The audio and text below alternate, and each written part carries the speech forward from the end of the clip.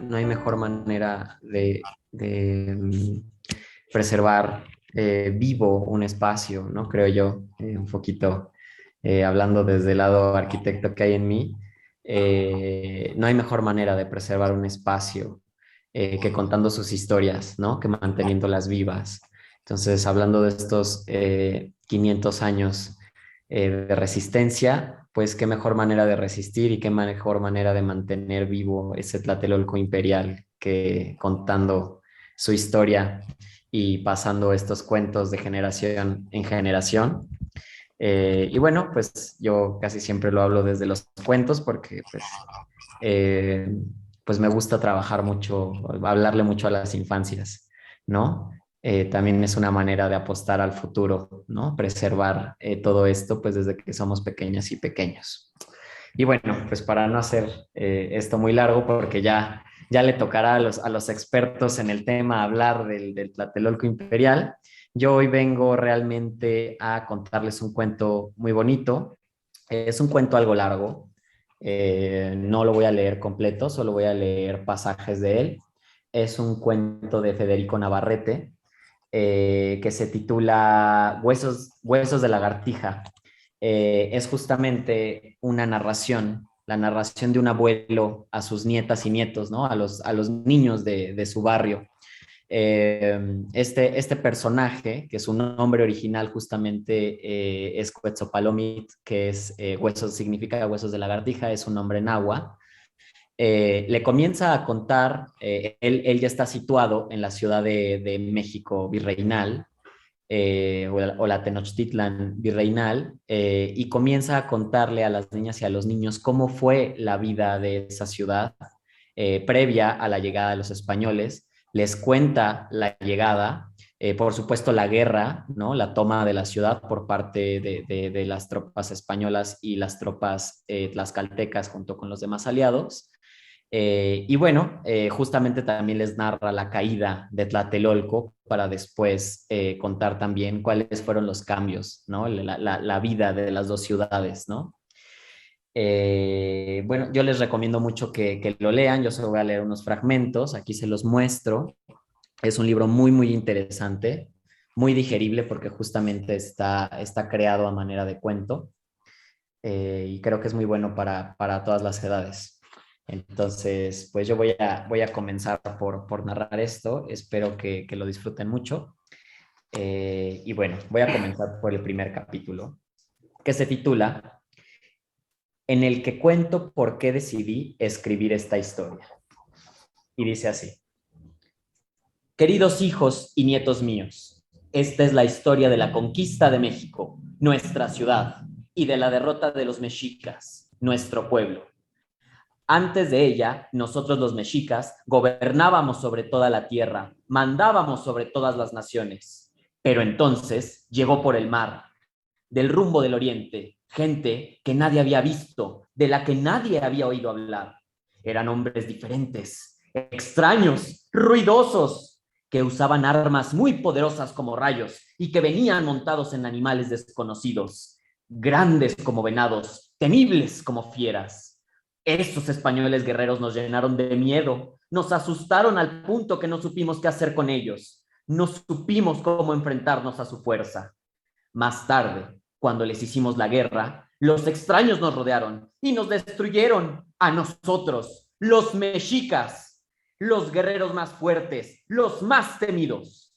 Arrasaron con nuestra ciudad y nuestras casas, se apoderaron de nuestras riquezas y tomaron a nuestras mujeres, derribaron nuestros dioses, quemaron nuestros templos.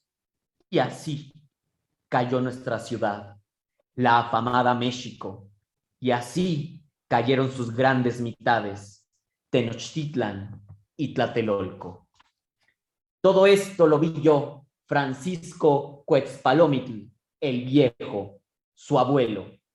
Yo lo sufrí y lo lloré.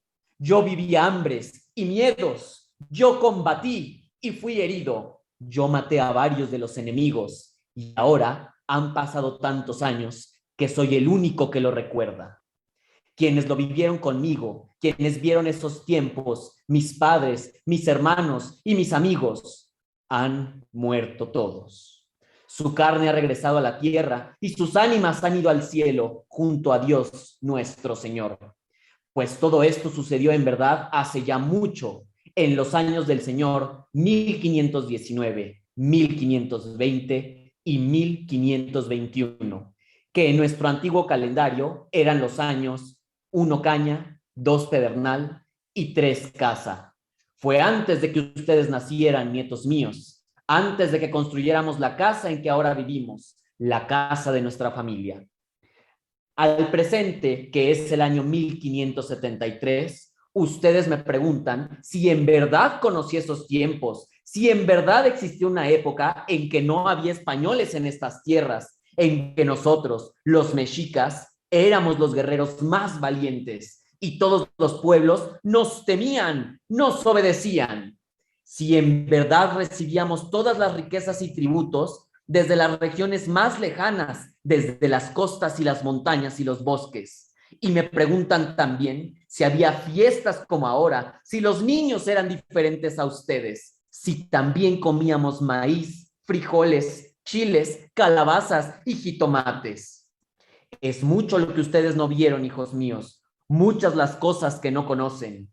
Por eso ahora escribo esta historia, la narración verdadera de la conquista de nuestra ciudad y de lo que sucedió con nosotros, los mexicas, de lo que sucedió a nuestra familia. La historia de cómo sobrevivimos pese a todas las desgracias, pese a todas las muertes. Así pues, me he sentado a escribir este libro. He comprado hojas y hojas de papel español y de tinta negra como capulines y he practicado cómo trazar bien las letras de los españoles para escribir rectamente todo lo que recuerdo.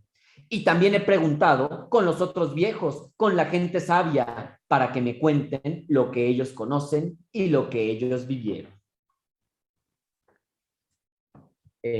Voy a pasar a leer ahora otro fragmento del libro. Quetzalcóatl continúa explicando por qué hace esto a sus nietos, continúa platicando un poco acerca de cómo se siente escribir esta historia, pero voy a pasar a describirles cómo era la vida en aquella Tenochtitlan y el Tlatelolco imperial.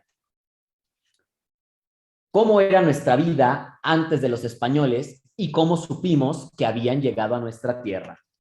Han de saber, hijos míos, que hace años, cuando yo tenía su edad, los jóvenes de nuestro barrio no vivíamos con nuestras familias, en nuestras casas, como hacen ustedes ahora. Vivíamos en nuestro Calmecac, nuestra casa de linaje, la casa de los nobles del barrio de Yopico. Ahí dormíamos y comíamos como si esa fuera nuestra verdadera casa y como si los sacerdotes nos vigilaban y educaban que nos vigilaban y educaban fuera nuestra verdadera familia. Los sacerdotes eran llamados tlamacasque, los ofrendadores, pues su encargo era cuidar a los dioses y darles comida y regalos. Nosotros los auxiliábamos y nos llamaban tlamacottontón, pequeños sacerdotes. El sacerdote principal del templo de Yopico era un viejo muy sabio, un gran servidor de los dioses. Él sabía hablar con nuestro Dios, que era nuestro Señor, Xipe. Varias veces lo había escuchado en sueños y luego nos había dicho sus órdenes. Por eso, todos los del barrio de Yopico lo respetábamos mucho y hacíamos caso a todos sus consejos. El deber de los jóvenes en el Calmecac era barrer todos los templos para que estuvieran siempre limpios. De noche íbamos a los bosques de los cerros a recoger leña, la cargábamos en nuestra espalda y la traíamos para alimentar los grandes braseros de los templos. Los braseros ardían la noche entera, todas las noches del año, e iluminaban la oscuridad. Era dura nuestra vida en el Calmecac, vida de sufrimiento y penitencia. Debíamos velar y ayunar. Pasábamos noches enteras sin dormir y también días enteros sin comer. Nos enseñaban a soportar el frío, a bañarnos en agua helada y cuando dormíamos no podíamos cubrirnos con ninguna manta ni apretarnos los unos con los otros para calentarnos. Nunca descansábamos, apenas comíamos y si por ventura nuestros familiares nos traían algo de alimento, tal vez un poco de maíz o semillas de amaranto, un poco de carne de conejo, debíamos compartirlo con los otros jóvenes. Así nos endurecían, así nos preparaban para nuestros grandes deberes como nobles. Algunos servían a los dioses, vivirían en los templos, ayunando y haciendo penitencia para poder estar cerca de ellos. Otros más, en cambio, irían a la guerra, mandarían sobre los guerreros y les enseñarían la valentía y el arrojo. Otros, por último, gobernarían y juzgarían a los hombres, ayudarían a nuestro emperador, Moctezuma, a mandar sobre la tierra. Asimismo, aprendíamos la manera correcta de hablar, nos enseñaban las palabras que brotan de los labios y se apoderan del corazón de la gente. Los discursos de los antiguos, los cantos, la historia, estas eran palabras muy viejas, palabras que nuestros abuelos habían aprendido de sus abuelos y ellos de los suyos. Quien las conocía penetraba el secreto del gobierno y podía hacerse obedecer por la gente común. También nos enseñaban a leer el calendario para conocer nuestro destino y el de nuestro pueblo y para saber cuándo deberían realizarse las fiestas de los dioses. La gente común, los más iguales, los jóvenes del pueblo, no vivían en el Calmecac, pues ellos pertenecían a los Tepochcali, las casas de los muchos. Ellos sí podían dormir en sus casas y divertirse, no tenían que ayunar ni velar como nosotros, pero después debían obedecernos, trabajar para nosotros, darnos nuestros alimentos y construir nuestras casas. Pocos días después de la boda de mi hermano, hicimos la gran fiesta de nuestro señor Xipe. Cada año, nuestro Dios se ponía una piel nueva y por eso cada año renacía. Su fiesta se celebraba cuando empezaba el año. Poco a poco, los días se hacían más largos y el frío menos intenso. Cada mañana, el gran sacerdote revisaba por dónde salía el sol. Cuando el sol se muestre por este cerro, nos decía señalando hacia el oriente, entonces sabremos que ha llegado el día de la fiesta. Pero entonces aún no llovía, el aire estaba seco y todos los montes y los campos que rodeaban nuestra ciudad estaban amarillos. Eso era porque las hierbas que los cubrían estaban marchitas y su piel estaba muerta. El agua escaseaba ya. Muy poca llegaba a nuestra ciudad por el acueducto de Chapultepec y las orillas del lago se habían secado, de modo que donde antes había agua, ahora solo quedaba lodo. En algunos canales el agua estaba tan baja que las canoas apenas podían navegar. Voy a parar este pasaje. Aquí continúa contándoles un poco acerca de las fiestas del dios Xipetotec, que es justamente el encargado de que cambie de pie la tierra, es al que se le ofrendan semillas y es justamente el cambio entre el temporal y las secas, ¿no? Cuando ya se puede volver a cultivar, cuando piden que venga el agua. Voy a pasar a otro capítulo. Este capítulo se titula ¿Cómo es que reciben a los españoles? ¿No? Nos relata un poco cómo se preparan para esto. ¿Cómo nos preparamos para la llegada de los españoles y por qué algunos querían recibirlos de paz y otros querían hacerles la guerra? Después de la fiesta de los guerreros, llegó la época de recoger el maíz maduro. Entonces hicimos otra gran fiesta para repartir comida y celebrar que el año había sido bueno, que había llovido y que las plantas habían crecido. Estábamos todos contentos porque sabíamos que tendríamos alimento Y por eso, en la fiesta, invitábamos a todos nuestros dioses para ofrecerles comida. Preparábamos panes de harina de maíz y la poníamos en el piso junto a los templos en la noche. Al día siguiente encontrábamos en ellos las huellas de los pies del dios que nos había visitado. Era un tiempo alegre y yo me sentía aún más alegre, hijos míos, porque había ayudado a traer la lluvia. Pero entonces supimos que los españoles habían llegado a Tlaxcala, a la casa de nuestros peores enemigos. La gente se volvió a reunir en la calle para conocer las noticias. No tenemos nada que temer, dijo un guerrero adornado con plumas rojas y una manta morada. Los tlaxcaltecas son grandes guerreros. Son tan valientes que ni siquiera nosotros, los mexicas, hemos podido vencer. Sin duda ellos derrotarán a esos hombres, los aniquilarán y no tendremos que preocuparnos más. Los tlaxcaltecas nunca se han entregado ni se han sometido a ningún otro pueblo. Son valientes, saben defenderse. Eso no lo podemos saber, le respondió un anciano. Los recién llegados son muy poderosos. ¿No has oído hablar de sus armas mágicas? Ellos podrían destruir a los tlaxcaltecas. El viejo tenía razón. Pronto nos enteramos de que los tlaxcaltecas se enfrentaron a los recién llegados en una batalla terrible en la que murieron muchos hombres. Los españoles mataban a sus enemigos con armas de hierro, los pisaban con sus caballos, los hacían desaparecer con sus cañones. Por donde pasaban quedaban los cuerpos de los guerreros, quebrados como plantas tiernas. Los tlaxcaltecas y los otomíes, sus vasallos, pelearon con gran valentía, nos dijeron, pero al cabo de muchos días no lograron matar a uno solo de los invasores. Entonces se rindieron y se entregaron a los recién llegados. Los recibieron en sus casas y les ofrecieron su ayuda en todo lo que quisieran. Al saber todo esto, sentimos más miedo, hijos míos. ¿Cómo podría suceder algo así? En nuestras guerras morían siempre muchos hombres, mexicas y enemigos, pero esos extraños parecían no morir. ¿Acaso fueran dioses, como decían algunos? En esos días dejó de llover. El sol brillaba todo el día sobre el cielo inmenso y sus rayos eran tan fuertes que todos buscaban la sombra de sus casas. Solo a mí me gustaba quedarme en la calle, junto a una pared, quieto, como una lagartija. Entonces la piel de los montes comenzaba a ponerse de nuevo amarilla y a hacerse seca y quebradiza. En las mañanas y en las noches se sentía frío y un viento helado del norte. Era la época de la guerra, la época de la fiesta de los muertos y nuestro dios Huitzilopochtli. Así moriría el año y al fin regresaría nuestro señor Xipe y los montes y los campos volverían a cambiar de piel. En estos días recibimos una noticia todavía más terrible.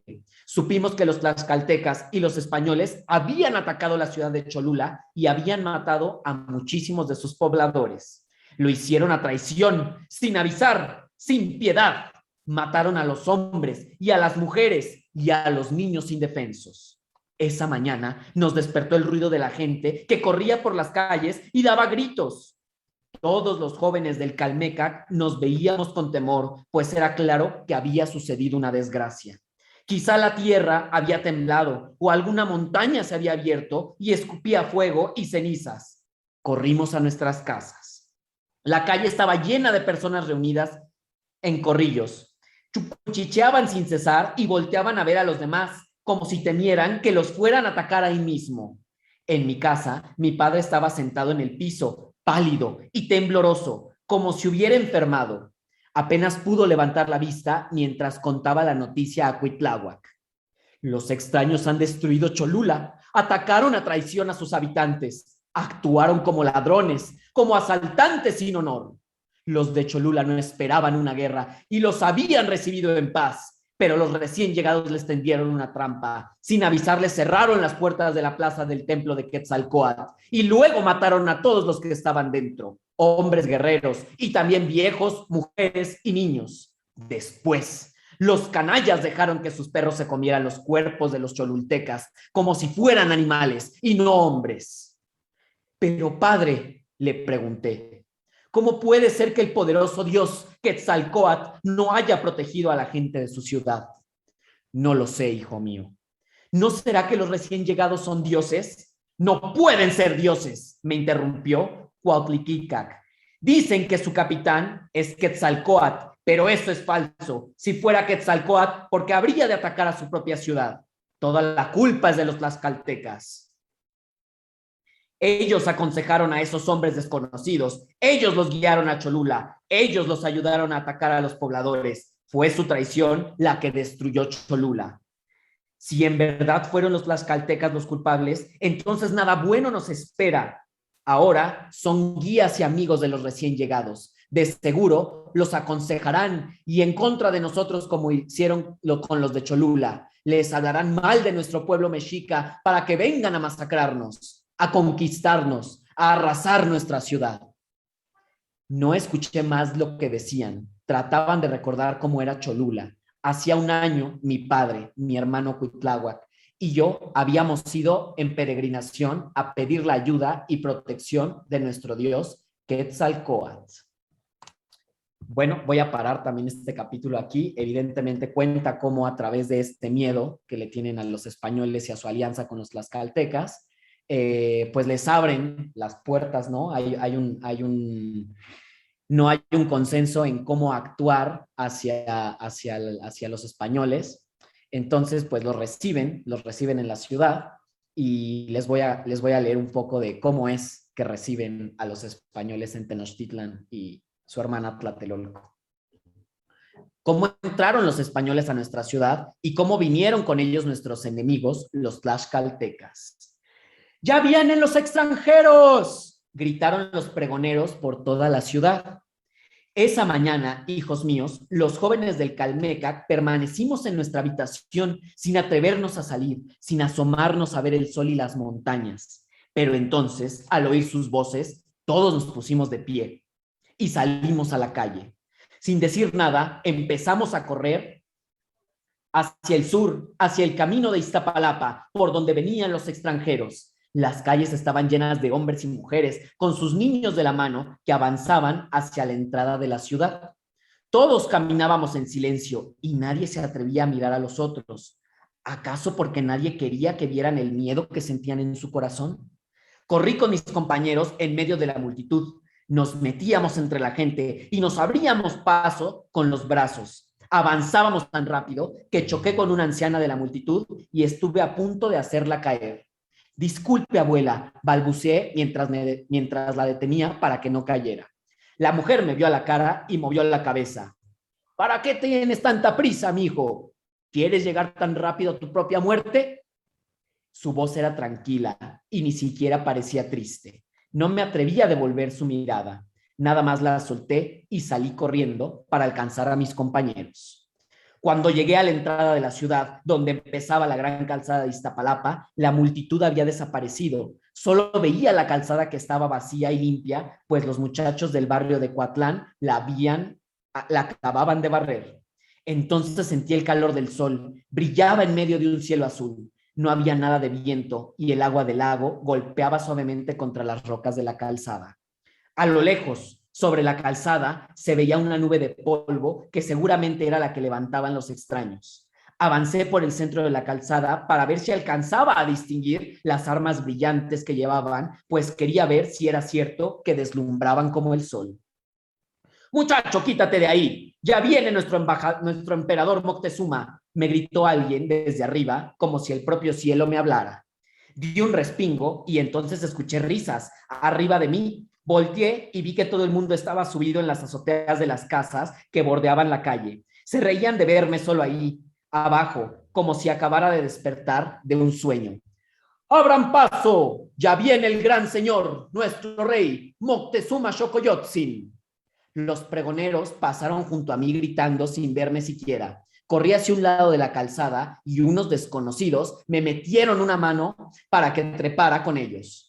En ese momento aparecieron los hombres que barrían, siempre al camino por donde avanzaba Moctezuma. Todos bajábamos la vista en señal de respeto y no lo vimos a levantar hasta que pasó el cortejo del rey.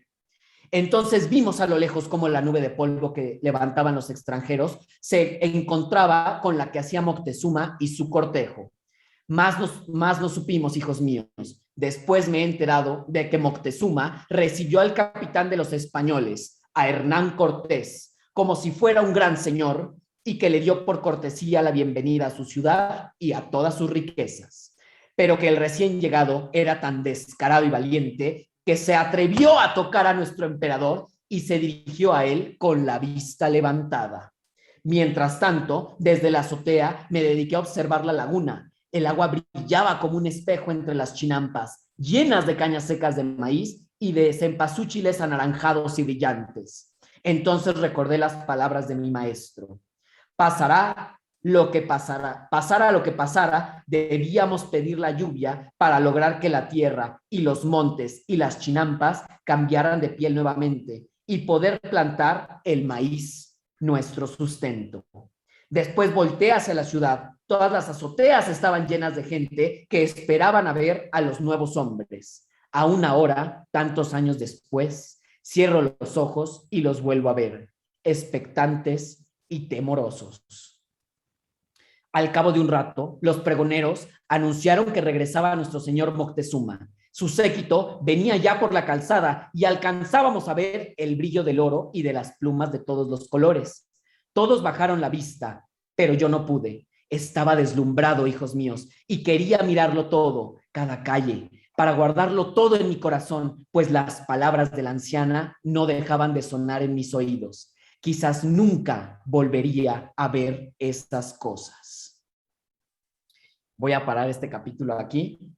Evidentemente él continúa narrando cómo es que se les abren las puertas, cómo es que los españoles viven dentro de la ciudad. Y bueno, ahora voy a pasar a la parte en la que comienza el ataque, comienza el sitio a la ciudad. Y bueno, pues viene así. De cómo fuimos atacados en nuestra ciudad.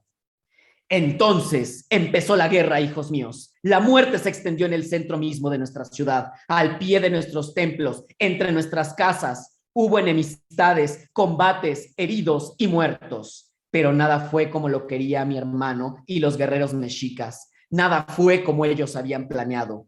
Fueron los extraños quienes iniciaron el combate. Ellos nos atacaron por sorpresa, a mansalva, como viles ladrones y asesinos. Sucedió en la fiesta de Toxcatl, que era una gran celebración de honor de Huitzilopochtli y del dios Tezcatlipoca, el enemigo. Durante mucho tiempo habíamos esperado esa fiesta con ansias. Va a ser entonces que hablara nuestro dios Huitzilopochtli, decían todos hasta mi padre. Nuestro señor Moctezuma sabía también que los mexicas queríamos escuchar a nuestro dios Toxcatl. Por eso le pidió a Tonatiuh que nos permitiera celebrar la fiesta, que no nos prohibieran los guerreros danzar, como ya habían prohibido Cortés, que se hicieran sacrificios en el templo. Y el Tonatiuh aceptó y dijo que celebráramos la fiesta como era nuestra costumbre, pues él quería ver cómo la hacíamos.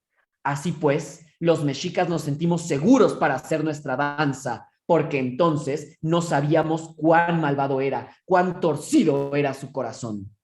Desde días antes empezamos a preparar la danza. Primero construimos la efigie de Huitzilopochtli. Cada barrio tenía en su cargo hacer una parte. Unos fabricaron su cuerpo con semillas de amaranto, otros las armas, otros más los adornos de plumas azules. En el Calmecac de Yopico elaborábamos los adornos de papel de amate para vestirlo. Primero cortábamos el amate con cuchillos de obsidiana muy filosos y así fabricábamos el maxtlatl y la bandera que nuestro dios cargaría a la espalda. Después sumergimos la bandera en una batea llena de tinte rojo de grana cochinilla, que era muy valioso y muy raro y que solo se usaba para teñir las mantas de los grandes guerreros y las ropas de los dioses. Y luego la pusimos a secar al sol. Por último, la cosimos a un palo de madera. Lo hicimos con mucho cuidado para que la espina de maguey no rasgara el papel. Mientras tanto, los guerreros iban de un barrio a otro. El día en que estábamos terminando de coser los adornos del dios, mi hermano Cuauhitlicac llegó a nuestro Calmecac con varios jóvenes más. Se quedaron en la puerta durante un rato, haciendo comentarios en voz baja y señalando a los que parecían más fuertes entre nosotros. Al fin, el capitán se adelantó y nos habló en voz alta. Jóvenes mexicas, es propio y justo que trabajen en la ropa de nuestro dios Huitzilopochtli. Ojalá ahora sí, cuando estés sentado frente a nosotros, se digne hablarnos y a llamarnos a la guerra. Demasiadas humillaciones han padecido ya nuestra ciudad. Demasiado hemos sufrido por culpa de esos extraños que están entre nosotros. Pero no debemos pensar únicamente en nuestro Dios. También existimos nosotros, los guerreros de nuestra ciudad. ¿Para qué vivimos sobre esta tierra? Somos la fuerza, el brazo izquierdo, las armas de nuestro Dios. Somos nosotros los que vencemos a los enemigos en su nombre. Somos nosotros los que cargamos las flechas y los escudos y los que partimos al combate. Por eso no debemos esperar a las órdenes de nuestro Dios. Por eso debemos estar listos para la guerra. Él nos necesita.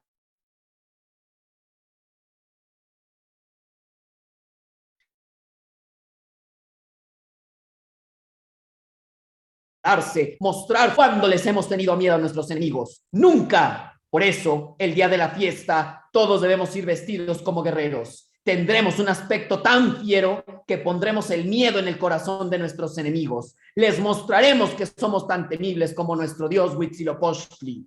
Después los venceremos como él venció a sus hermanos cuando lo atacaron. Todos los pequeños sacerdotes dejamos nuestras labores y contemplamos al capitán con admiración.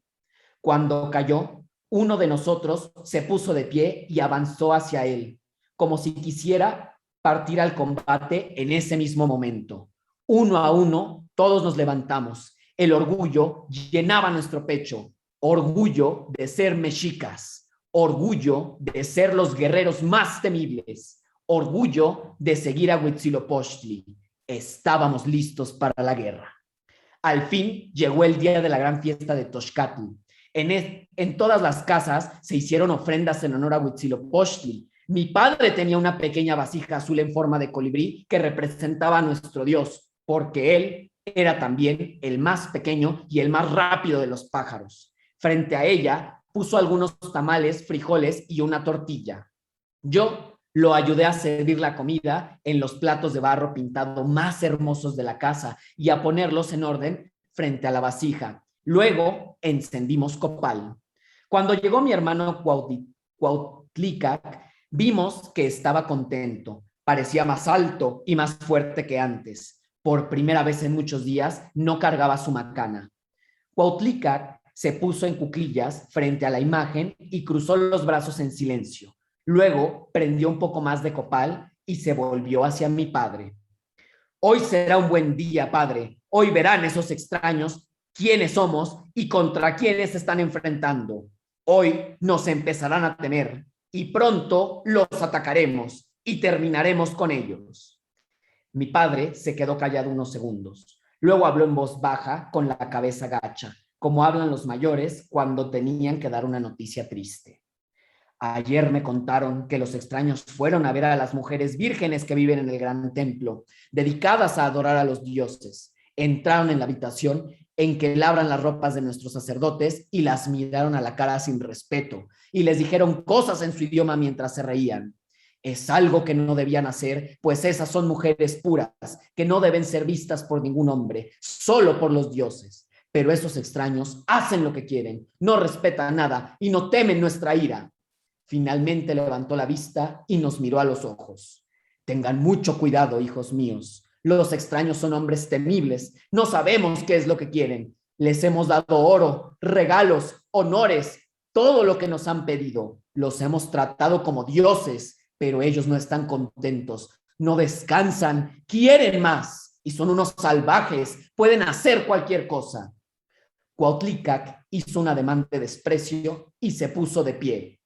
Los mexicas hemos derrotado enemigos más poderosos. No tenemos por qué temer a esos desconocidos. Entonces se fue sin decir más. Esto continúa contando justamente cómo durante estas fiestas pues ocurre la primera batalla.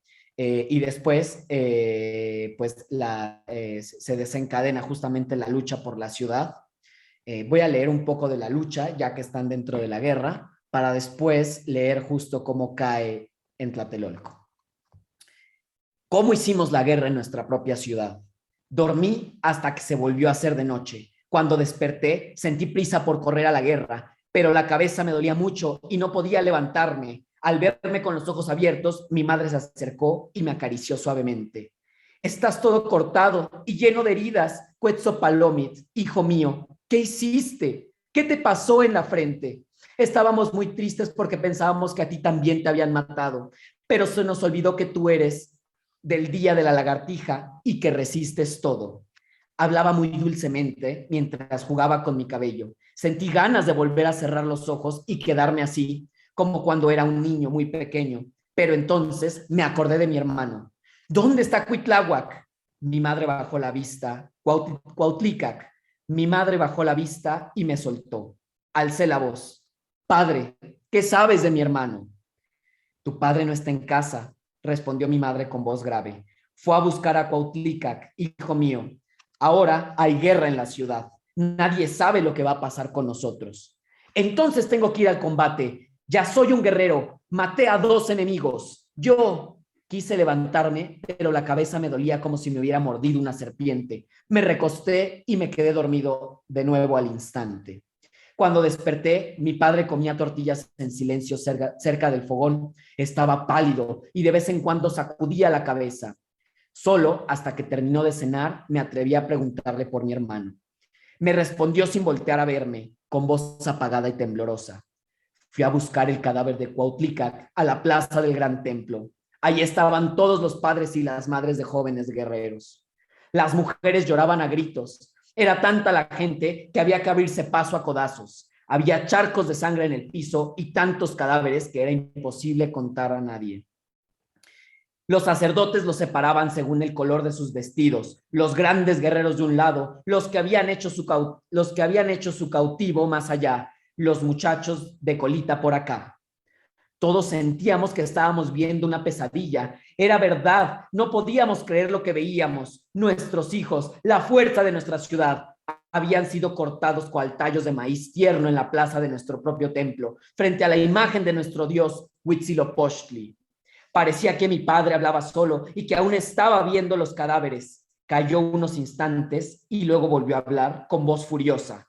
Entonces oímos voces desde el palacio de Axayácatl, donde viven los extraños. Decían que nuestro rey quería hablarnos, que quería darnos órdenes. Corrimos todos hacia allá. Pensamos que quizás nos pediría que lo salváramos, que lo liberáramos de esos traidores asesinos y que vengáramos la muerte de nuestro Dios y nuestros hijos.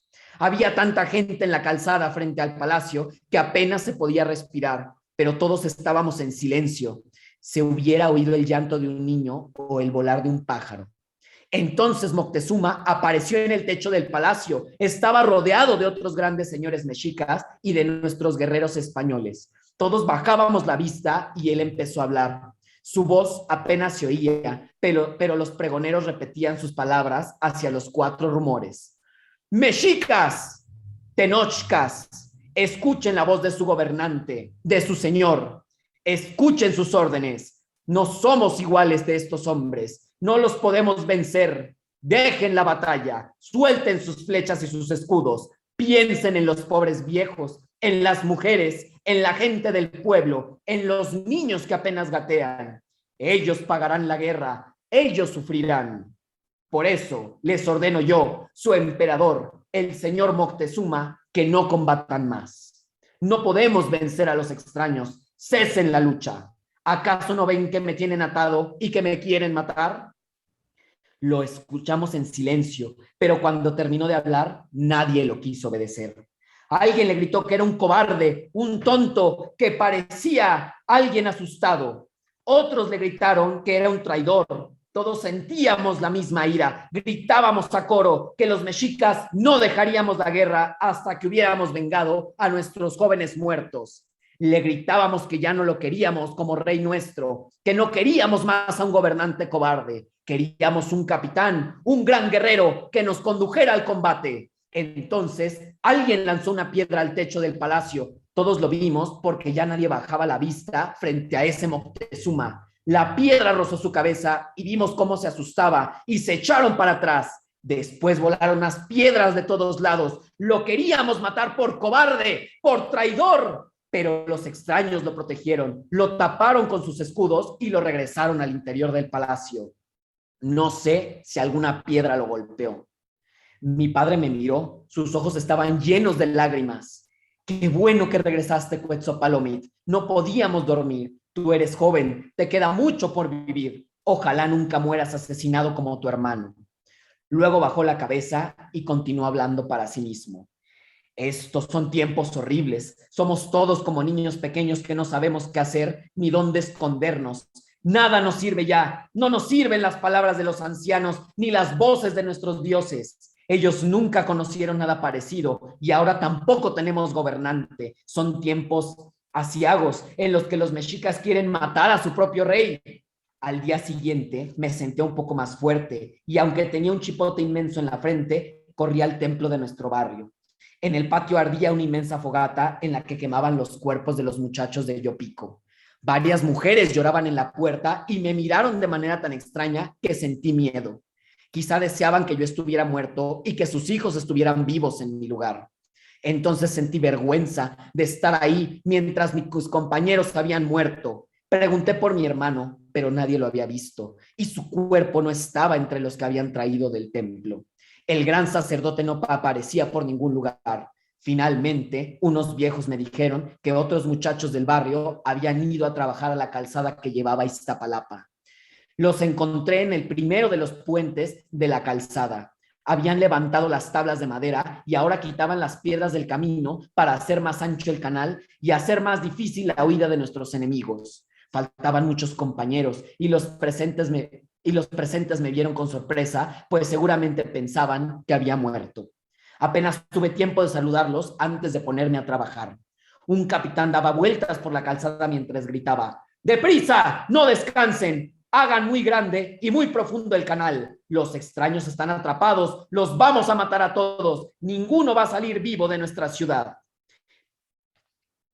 Y bueno, aquí continúa describiendo la guerra que se desata en la ciudad, de cómo los logran vencer y hacer que huyan, lo que llamamos la noche triste, de cómo celebran justamente, esperan que ya no vuelvan los españoles, pero bueno, después viene el sitio, la construcción de los barcos, y por ende, pues la caída de la ciudad, que es la caída de Tlatelolco, la parte final, que es lo que les voy a leer a continuación.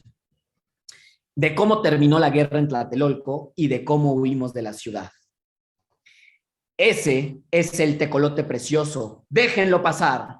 Trae como un arma la espada de fuego de nuestro dios Huitzilopochtli. La va a usar contra nuestros enemigos. Si los vence, será una señal de que aún podemos triunfar, de que debemos seguir combatiendo. Será nuestro agüero de victoria.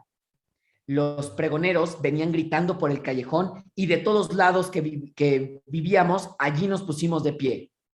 Detrás de ellos venía un guerrero vestido con las insignias sagradas del tecolote, las mismas que había usado el rey Ahuizotl, padre de nuestro señor Cuauhtémoc, cuando iba a la guerra y con las que había vencido a muchos enemigos y conquistado muchos pueblos. En su mano izquierda, el guerrero cargaba la gran espada de turquesas de Huitzilopochtli. Con esa misma arma, nuestro dios había matado a su hermana, Coyolxauhqui, y había derrotado a sus 400 hermanos cuando ellos habían querido matarlo. Esta arma es más poderosa que la onda gigante de los extraños, dijo un anciano que vivía del lado de nosotros. Si el guerrero no destruye a los enemigos de un solo golpe, si no los aniquila completamente, eso querrá decir que no podremos ya vencer. Sabremos así que nuestro Dios ha sido derrotado en verdad y que el Dios de nuestros enemigos es más fuerte. Cuando el tecolote precioso pasó frente a nosotros, todos bajamos la vista. En verdad era temible en su aspecto y en su fuerza. Cuando llegó a la plaza, los españoles se echaron también para atrás y corrieron como si hubieran visto a un dios enfurecido. Huyeron tan rápido que el tecolote precioso no logró herir a nadie. Así fue como espantó a los enemigos por algunos instantes, Pero pronto volvieron a enfrentarlo y entonces el guerrero tecolote volvió a atacarlos, pero ellos ya no huyeron más. Se quedaron en su lugar y dispararon sus ballestas hasta que nuestro guerrero tuvo que retroceder. Todo esto no lo vi yo, me lo contó mi padre, que siguió al guerrero tecolote hasta la plaza del mercado, donde atacó a los enemigos. Yo me quedé con mi madre, mi cuñada y su hijo. Estaban enfermas porque hacía muchos días que no bebían agua limpia, solo bebían el agua sucia y salitrosa de los canales, y hacía mucho tiempo que no comían más que tortillas viejas, echadas a perder, llenas de manchas rojas y verdes. Por eso se había debilitado y ahora apenas podían levantarse. Cuando les llevé lagartijas, al principio no quisieron comerlas, pero tanta era su hambre que terminaron devorándolas como yo. Cada día cazaba algunas hasta que se hicieron más difíciles de encontrar. Entonces me di cuenta de que no solo yo vivía de ellas, otros jóvenes y algunos viejos recorrían los techos para cazarlas. Mi padre regresó con una expresión tan triste que supimos que el guerrero tecolote había fracasado. Nos contó lo que había sucedido y luego nos dio la espalda y guardó silencio. Adiviné inmediatamente que se había enterado de la muerte de mi hermano. Ya era de noche cuando se atrevió a decírnoslo. Nos relató que el nuevo capitán de Yopico le había contado cómo Cuautlicac había sido capturado después de apoderarse del estandarte de los enemigos. Al oír la noticia, mi madre y la esposa de Cuautlicac se pusieron a llorar. Cuando escuché sus lamentos y vi cómo mi padre sacudía la cabeza con la vista clavada en el piso, sentí ganas de huir y de regresar con las lagartijas. Pero no podía abandonar a mi familia. Tenía que quedarme a su lado, mirar por ellos, como lo hubiera hecho mi hermano. Esa noche, mientras dormíamos, un inmenso cometa de fuego voló sobre Tlatelolco. Iluminó el cielo como el mismo sol y su luz nos despertó a todos. Era una inmensa bola de fuego que volaba entre las nubes y daba vueltas como un remolino, soltando chispas por doquier. Era ruidoso, parecía que se quebraba de miles de huesos. Se quedó arriba de nosotros por un buen rato y finalmente se alejó hacia el lago. Entonces el anciano que dormía a nuestro lado se levantó y empezó a gritar: ¡Es nuestro Dios, el señor Huitzilopochtli, que vino a despedirse de nosotros! Nos ha dejado, pues ya ha terminado su tiempo sobre la tierra. Ha muerto, por eso ha huido al lago, a hundirse en el agua. Estamos solos, completamente desamparados. El viejo estaba flaco y pálido, pero todos le creímos, pues tenía el cabello largo y enredado, lo que significaba que había sido un gran sacerdote. Su voz era fuerte y clara, como la de un hombre sabio que sabía hablar con los dioses. Nadie volvió a dormir esa noche. Todos pensábamos en el portento y sabíamos que esa señal quería decir que los mexicas estábamos acabados. ¿Qué podríamos hacer sin nuestro Dios? ¿Quién nos protegería? ¿Quién nos daría fuerza? Al día siguiente terminó la guerra. Nuestro emperador Cuauhtémoc y los otros grandes señores y gobernantes dejaron la ciudad y huyeron en sus canoas para perderse en el lago, como nuestro Dios. No querían dejar rastro ni memoria de sus personas para no tener que ver su propia derrota. Cuando los vimos alejarse, supimos que México había sido vencido para siempre, que en verdad había llegado a su fin nuestro turno de mandar sobre la tierra. Pero los españoles vigilaban el lago con sus bergantines y capturaron a nuestros señores y los llevaron con el capitán Cortés. Él los recibió en la plaza del mercado, donde todos los podíamos ver, y los trató con respeto como a grandes guerreros. Pero nada podía consolar nuestro dolor, hijos míos, estábamos vencidos. Todo esto sucedió el día 1 serpiente del año 3 Casa, según contaban nuestros abuelos, o en el 13 de agosto, día de San Hipólito, el año del Señor 1521, como contamos los cristianos. Después de capturar a nuestro emperador, los españoles dispararon sus cañones al aire para celebrar su victoria. Ese mismo día, los mexicas empezábamos a abandonar nuestra ciudad.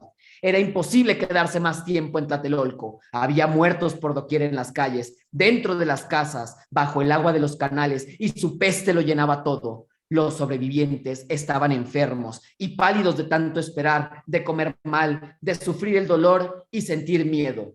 Solo querían llegar a tierra firme, donde podían comer cualquier cosa. Ya no pedían maíz ni tortillas, ni carne de guajolote o de perro. Se conformaban con verdolagas o quelites o cualquier otro hierbajo. Mucha gente enfiló por las calzadas, salieron hacia el Tepeyac, al norte, y hacia Iztapalapa y Coyoacán, al sur. Nadie quiso ir a Tacuba, al oriente, porque sabían que allí estaba el Tonatiuh, y le tenían miedo, pues él había masacrado a los jóvenes en el patio del gran templo. De nada sirvió. Los españoles detuvieron en las calzadas a los que querían salir y les robaron las pocas cosas que llevaban consigo. En busca de oro y chalchihuitles, registraban a los hombres y mujeres y niños. Si veían una doncella hermosa o un joven fuerte, los atrapaban para tomarlos como esclavos. En ese mismo lugar les marcaban la piel con un hierro ardiente para que todos supieran que ya eran suyos, que se habían convertido en sus sirvientes. Y sus familias tenían que seguir delante, no podían hacer nada para protegerlos. Por ello, las doncellas hermosas se marcaban la cara y se rasgaban la ropa para parecer feas o deformes, pero aún así, pocas se salvaban, porque detrás de los españoles esperaban sus aliados, los tlaxcaltecas, los chalcas y los guerreros de todos los pueblos que nos habían combatido. Y también ellos tomaban esclavos y despojaban a los que huían de la ciudad, aunque se conformaban con menos que los españoles, con unas cuantas plumas o una manta de algodón. Así, cuando los mexicas llegaban a la tierra firme, no tenían ya nada de valor con qué comprar los alimentos a los pobladores de la ribera. Otros mexicas desesperados quisieron huir caminando por el lago. El agua les llegaba al cuello y tenían que cargar a sus hijos en los hombros. Muchos murieron ahogados porque no alcanzaron a pisar el suelo de la laguna o porque se hundieron en el lodo. Los de Tlatelolco no salieron por los caminos. Ellos tenían barcas y podían escapar a otros lugares donde no había enemigos. Por eso esperaron hasta la noche para huir. Sabían que solo así, a escondidas, podrían llegar a otras poblaciones donde tenían parientes que los podían recibir. Todas las familias se afanaban en buscar las maneras de escapar de la ciudad, pero mi padre no hizo nada, hijos míos. Se quedó todo el día sentado en el mismo lugar, en la calle, sin levantar la cabeza ni decir cuál era el camino que debíamos tomar. Cuando llegó la tarde, le pregunté si nos convendría ir por alguna de las calzadas. No podemos ir por las calzadas, Quetzalpalomit, hijo mío, me dijo una voz plana y resignada. Seguramente los extraños se quedarán con la esposa de tu hermano, porque ella es muy hermosa y también te tomarán a ti como esclavo, pues eres joven y puedes correr muy rápido. Entonces, ¿qué haríamos tu madre y yo sin ustedes? Ya perdimos un hijo y sin ti nos quedaríamos completamente solos. ¿Quién nos cuidaría? ¿Dónde obtendríamos comida? Mejor es que nos quedemos aquí a morirnos de hambre. Entonces guardó silencio, como si no tuviera que decir nada más en su vida. Pero yo puedo conseguir una barca y la podemos pagar con nuestro oro, le respondí casi desesperado. Iré por ella y volveré por ustedes al canal que está aquí cerca. Con una barca podremos ir a donde queramos y no nos tomarán por esclavos. Quise parecer fuerte y seguro como mi hermano, pero no tenía idea de dónde podía encontrar una barca. Mi madre se acercó y me acarició la cabeza. Tienes razón, hijo mío. Yo tengo una hermana en el Culhuacán. Seguramente nos recibirá y nos esconderá por unos días. Pero dime, ¿dónde piensas conseguir una barca? No te preocupes, madre. Si me esperan en el canal, vendré a recogerlos en la noche. Sin atreverme a decir más, me puse de pie y salí corriendo. En realidad no sabía cómo conseguir la barca, hijos míos. Corrí primero al embarcadero principal, pasando por todos los techos de las casas. Había cadáveres por todos lados en las calles, en los canales, sobre los techos, dentro de las casas. No se podía avanzar sin pisar un brazo o una pierna. Tenía tanta prisa que no me importaba ya y tampoco sentía el olor, pues me había acostumbrado a él. Sin embargo, ahora puedo reconocer desde muy lejos el olor de la muerte, hijos míos, y siento el miedo que no me dejaba sentir en ese mismo momento. Siempre que me topo con este tufo, tengo pesadillas en las que miro de nuevo los cadáveres de Tlatelolco y trato de correr para alejarme de ahí, aunque ellos me sujetan y me jalan. En el embarcadero los hombres de Tlatelolco esperaban la noche sin dejar de vigilar sus barcas. Desde el techo, bien escondido, escuché lo que decían. Fuimos vencidos por la culpa de los malditas Tenochcas, decía un guerrero. Esos cobardes abandonaron su ciudad y vinieron a comerse nuestra comida y a beberse nuestra agua. Sin ellos hubiéramos podido combatir mejor y hubiéramos vencido a los extraños, pero esos cobardes nos quitaron nuestra fuerza. Ahora sería mejor que mueran todos, les respondió un anciano. Ojalá los maten los extraños y se los den a comer a los perros tlaxcaltecas. Al oír que no dejaban de hablar mal de los Tenochcas ni de desearnos la muerte, entendí que la única manera en que podía conseguir una barca sería robándola. Era claro que ningún tlatelolca estaría dispuesto a ayudarnos, ni siquiera a cambio de un lingote de oro. Corrí sobre los techos para buscar otro canal en que hubiera menos gente. Por doquier encontré familias de tlatelolcas que se afanaban en preparar sus barcas para partir esa noche, pero eran siempre demasiados para que un joven como yo las quitara. Corrí de un lugar a otro hasta que me quedé sin aliento, pero aún así no me detuve. Tenía que encontrar una barca sola, un canal vacío. Y bueno, Quetzalcóatl continúa contando cómo es que logra escapar de Tlatelolco con ayuda de una familia que sí que le presta, ayuda. Y termina contándonos cómo es que cambia la vida en esa ciudad que deja de ser mexica y pues comienza a ser la ciudad virreinal. Voy a terminar por contar nada más un fragmento de cómo es esta nueva vida a la que se enfrenta Quetzalcóatl, que dice más o menos así.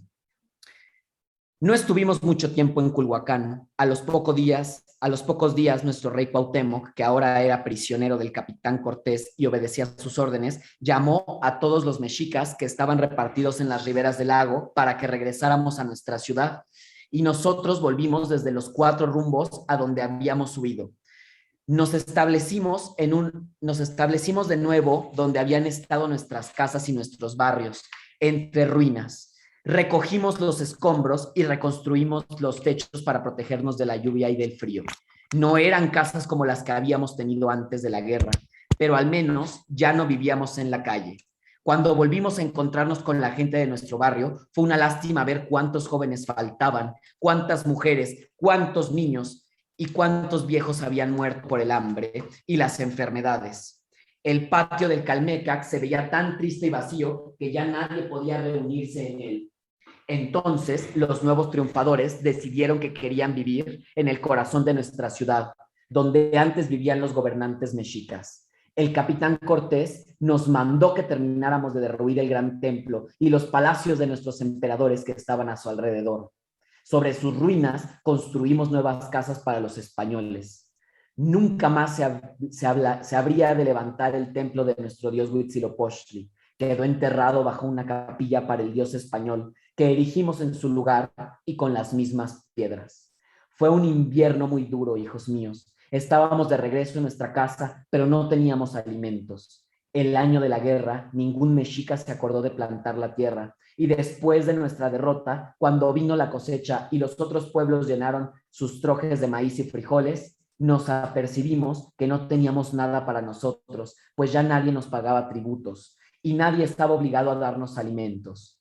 Todos esos meses trabajábamos sin cesar para los españoles, recogíamos escombros y cascote, tirábamos los pocos muros que quedaban en pie, tallábamos piedras para las nuevas casas y cargábamos vigas de madera para los techos. Los jóvenes de Yopico y de todos los demás barrios empezábamos a trabajar al amanecer y al final del día, si habíamos cumplido nuestra tarea y habíamos hecho todo lo que los capataces nos ordenaban, recibíamos 3 o 4 tortillas frías con un poco de sal y chile. Ahí mismo devoraba una de las tortillas para no quedarme sin hambre y cansancio y guardaba las demás para mi familia. Mi madre y mi cuñada me esperaban ansiosas. Todo el día habían soñado con la comida que les traería.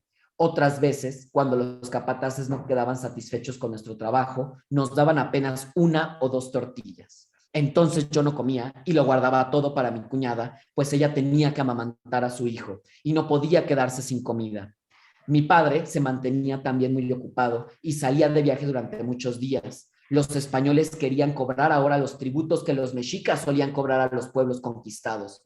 Por eso ordenaron a los calpixque del palacio del rey que los llevaran de pueblo en pueblo y les dijeran qué cosas pagaba cada uno, si era maíz o cacao, plumas o mantas, obsidianas o chalchihuitles, algodón o isle, pulque o aguamiel, pero sobre todo buscaban oro.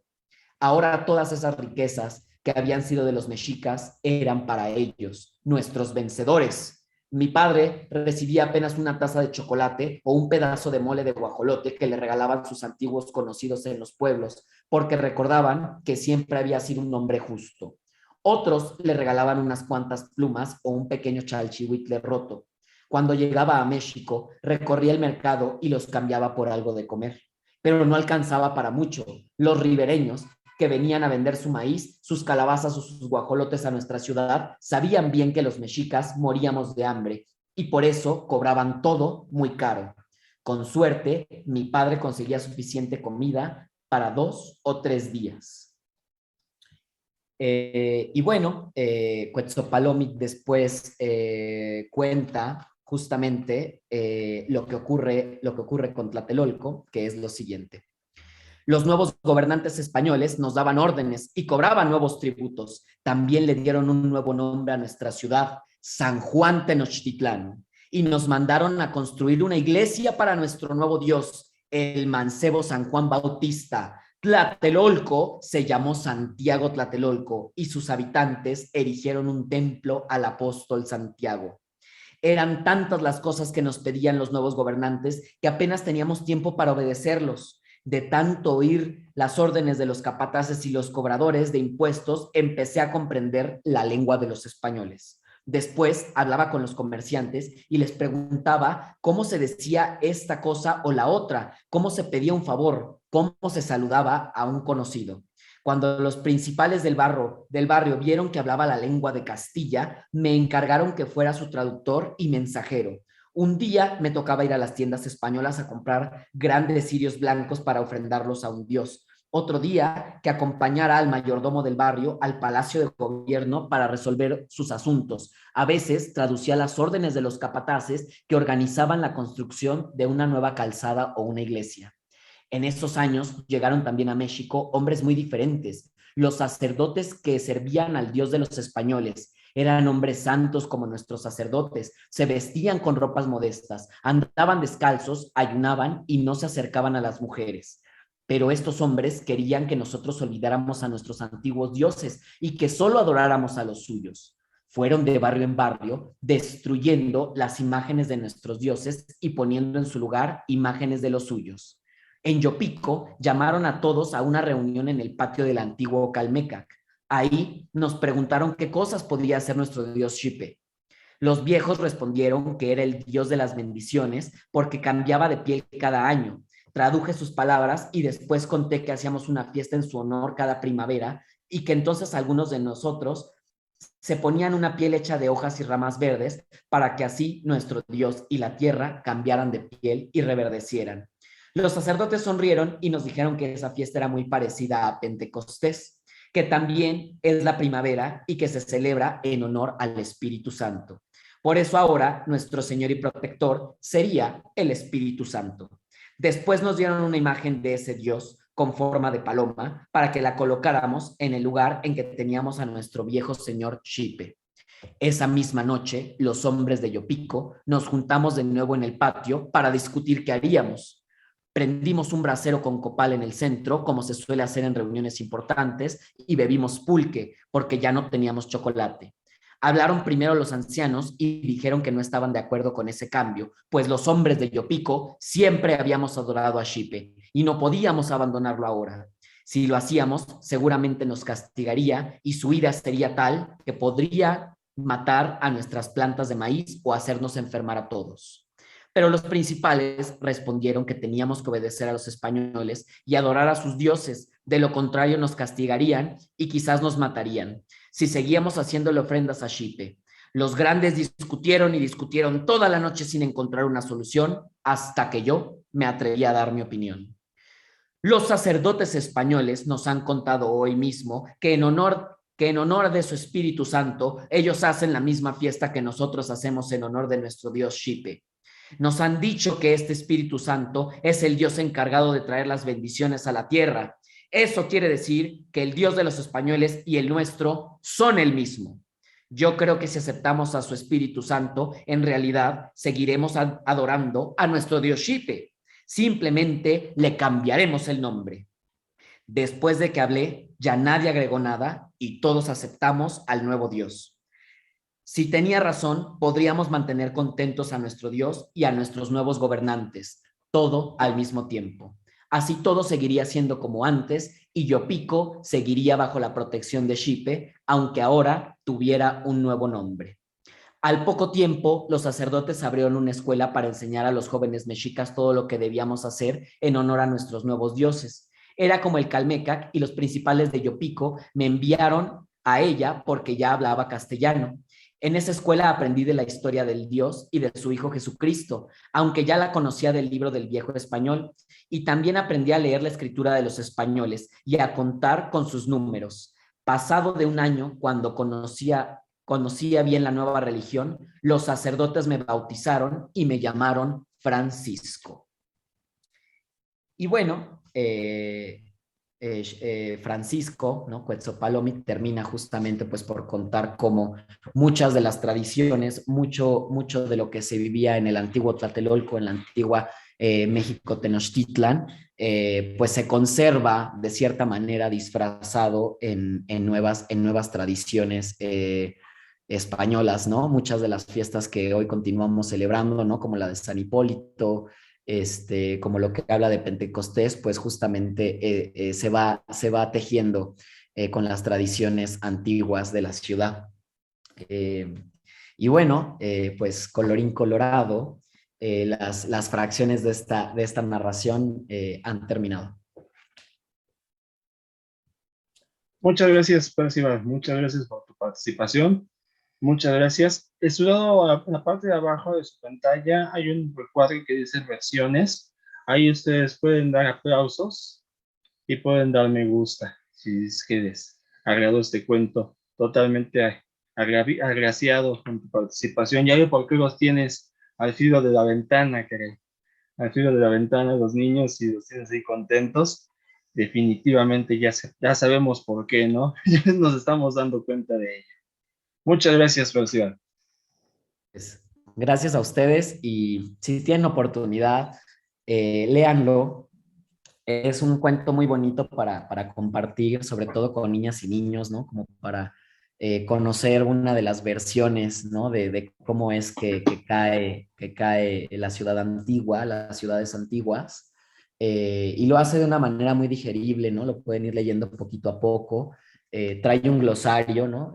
Trae muchas palabras en náhuatl, la narración, pero cuenta con un glosario justamente para ir introduciendo a niñas y niños pues a las palabras que continuamos hablando en náhuatl, ¿no? Esa es parte del acto de resistencia, ¿no? De la manera en que ha sobrevivido esta ciudad y que ha sobrevivido parte de su lenguaje.